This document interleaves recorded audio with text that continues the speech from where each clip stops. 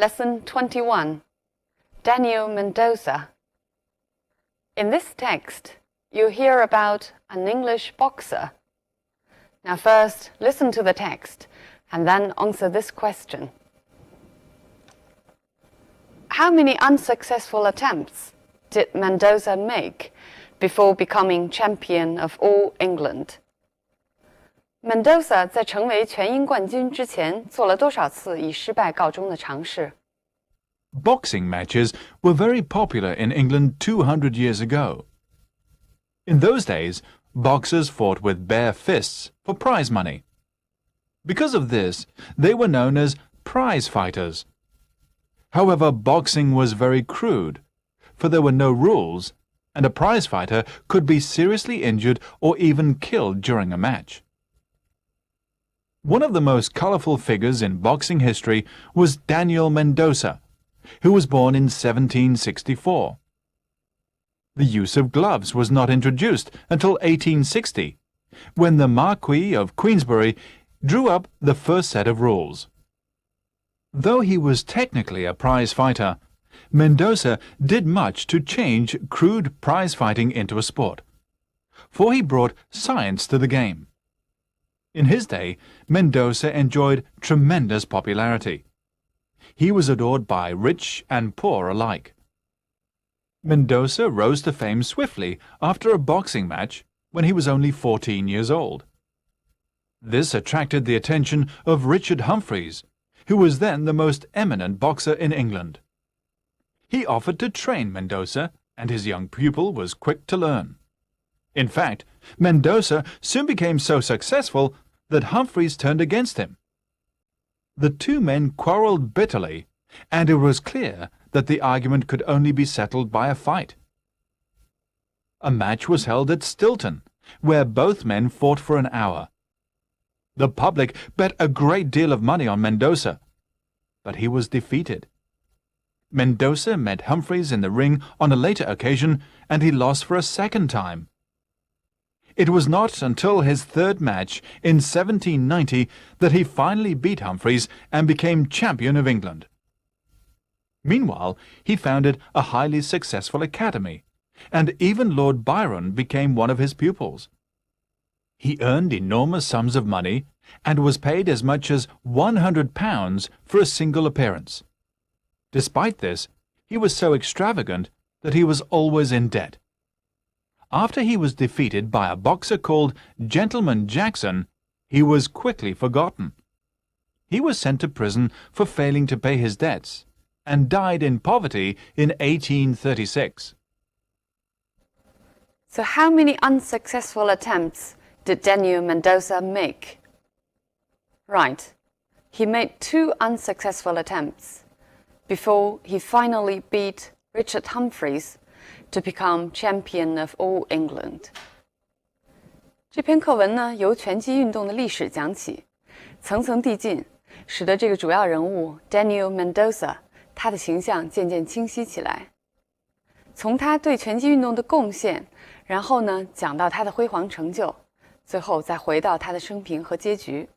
作为非常重要的事实，课文也没有忘了提一笔最早为拳击比赛制定规则的 The Marquis of Queensberry， 还有最终把 Mendoza 击败的 Gentleman Jackson。当然，把 Mendoza 造就成才，又先后几次击败他的 Richard Humphreys， 也是这篇故事当中非常重要的角色。Okay, now we'll look at some language points in the text. Because of this, they were known as prize fighters. 如果我们现在使用 prize fighter， 它的意思指的就是拳击手，和 boxer 意思相同，而不再是指最早先为了争夺奖金而拼杀的拳击手了。当然，这个词的起源和最早为奖金而竞争这种形式有直接的关系。Of course, modern boxing is for prize winning as well. 那么课文前边一句呢，还出现了 prize 这个字。Boxers fought with bare fists for prize money. 这里的 prize 指的是 money given to the winner. 课文中先后有2句话出现了 crude 这个形容词。Boxing was very crude, for there were no rules and a prize fighter could be seriously injured or even killed during a match. Mendoza did much to change crude prize fighting into a sport. Crude 它有2种词义。First, it means not developed, primitive, 粗糙的、原始的。Second, it means offensive or violent, 粗野的或者不礼貌的。那么第一句当中 crude, it can mean both. 它呢可能2种词义的意思都包含了。一方面呢是说 boxing 它的形式比较原始 ，there were no rules。另一方面呢 ，a prize fighter could be seriously injured or even killed， 也强调了 boxing 那个时候的野蛮。而第2句当中 change crude prize fighting into a sport， 强调的是第一层词义，就是粗糙的。相对于后来成熟的运动，那时候的 boxing 是一种原始的形式。Look at these 2 examples. Crude tools made of wood. 木质的、比较粗糙、原始的工具。Crude jokes. Here, crude means offensive. 粗俗的玩笑。One of the most colorful figures. Colorful means interesting, exciting, full of variety, and unusual. 非同寻常的、激动人心的，或者说多姿多彩的。它经常可以用来形容某种人物或者生活方式。课文中呢是 a colorful figure， 我们也可以说 a colorful character， 一个有趣的职业或者多姿多彩的职业 a colorful career or a colorful life. The use of gloves was not introduced until 1860. We can introduce people. 用来形容人的时候呢 introduce 就是介绍。We can also introduce things. And then introduce means put into use. 当用 introduce 来形容物的时候，它的意思是引进或者开始使用。所以呢，这句话当中就是说 The gloves were not put into use until 1860. 就是直到1860年，在拳击运动中才开始使用手套。Now look at this example. When we introduced this system, no one believed it would work. 这里呢 introduce 的意思就是当我们引进这套系统的时候。Though he was technically a prize fighter. 这里 technically means strictly. 从严格意义上讲。Look at this example. Technically speaking, England only means the part of England, not the whole nation of Britain. 从严格意义上讲 England 这个词呢，只能指英格兰这一部分，而不是指整个英国。He brought science to the game. Science 在这个上下文里头呢，应当做 reason or regulation 来理解。理性和规则呢，当然必须以科学性为前提。事实上，在整个欧洲的文化启蒙运动当中，科学和理性是同义词。In his day, Mendoza enjoyed tremendous popularity. In one's day, 意思是 during the most successful part of somebody's life, 是某个人生活中的鼎盛时期。课文的开头呢，还出现了一个 day 的用法。In those days, boxers fought with bare fists for prize money.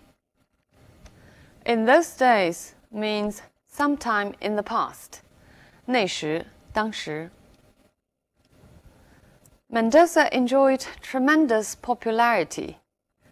Enjoy here means have or possess, especially something positive. 那么，我们曾经在前面的课文中遇到过 enjoy 这个用法，就是说享有什么东西。它后边呢经常跟一个表示肯定意义的名词。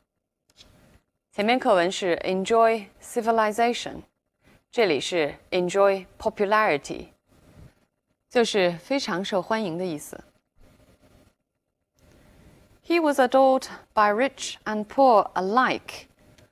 Alike here is an adverb meaning equally. So here it means he was adored equally by rich and poor. 无论是穷人还是富人，都对他崇拜备至。Now look at this example. I learned a lot from teachers and students alike. It means I learned a lot from teachers and students equally. 就是说，不论从老师那里还是从学生那里，我都获益匪浅。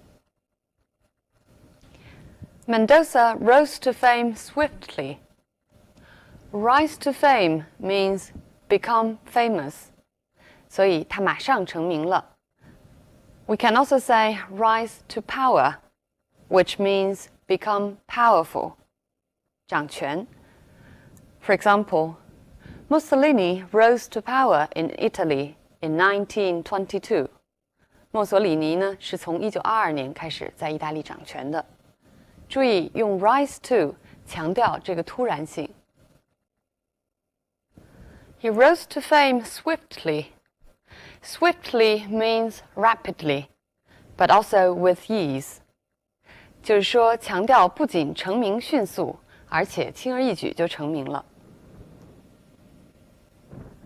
His young pupil was quick to learn. 我们都知道 pupil 有小学生的意思，但是它的另外一个词义就是私人弟子、私人的学生。这里就是指私人的学生。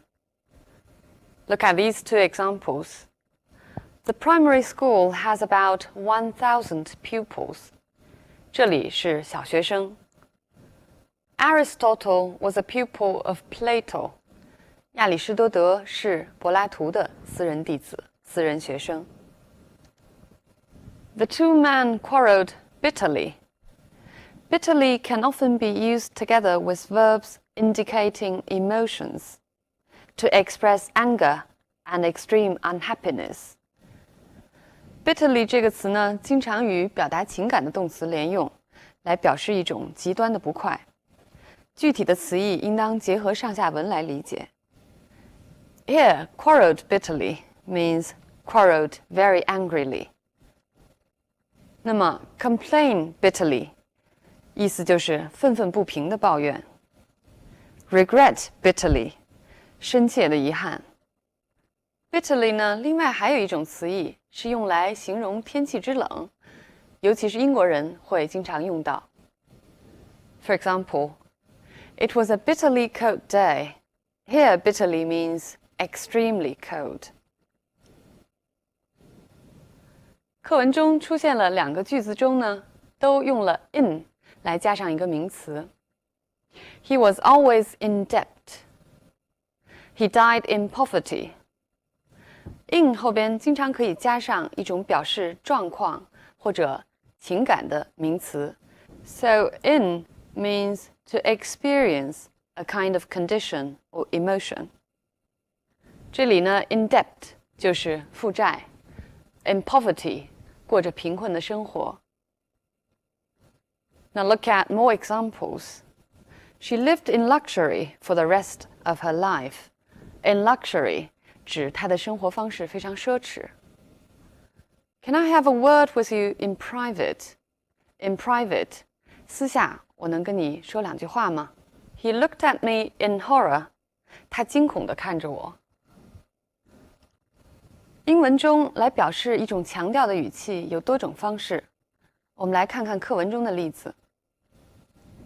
He was so extravagant that he was always in debt. So that 这是我们比较熟悉的一种强调方式，是说强调 extravagant 的后果 that he was always in debt. 这句话中He was paid as much as £100 for a single appearance.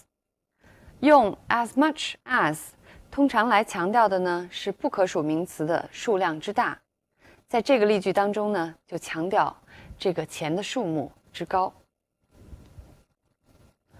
除此之外呢，还有2个用到 until 来强调的句子。